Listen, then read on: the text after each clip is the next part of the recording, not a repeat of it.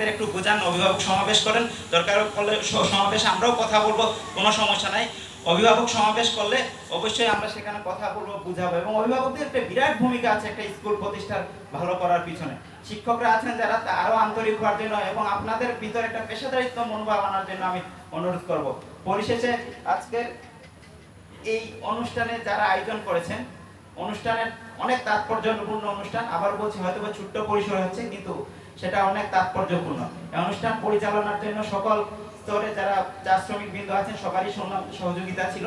বিশেষ করে নালুয়া মুন্ডা সমাজ কল্যাণ উন্নয়ন পরিষদের যারা এখানে কাজ করেছেন, বিভিন্ন শিক্ষক মন্ডলী, এই নালুয়া উচ্চ বিদ্যালয়ে যারা শিক্ষক আছেন, নেতৃবৃন্দ আছেন, সবাই সহযোগিতা করছেন। সবার জন্য শুভকামনা থাকলো।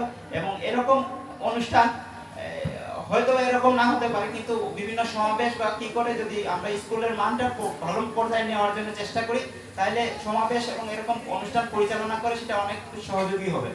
তো আমি পরিশেষে সবার জন্য শুভকামনা থাকছে, বিশেষ করে ছাত্রছাত্রীরা, ওনাদের জন্য আগামীর একটা নতুন দিগন্ত উন্মোচন হচ্ছে।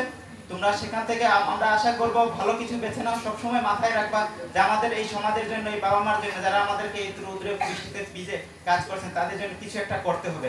সেই দায়িত্ববোধটুকু তোমাদের থাকতে হবে। তোমরা আর ছোট নও, তোমরা অনেক বড় হয়ে গেছো, এখন ধীরে ধীরে দায়িত্ব নিতে শিখতে হবে। এই দায়িত্ব থেকেই কিন্তু তোমার পরিবারকে, তোমার সমাজকে, তুমি তোমার এলাকাকে বদলে দিতে পারো। সবার জন্য শুভকামনা থাকলো।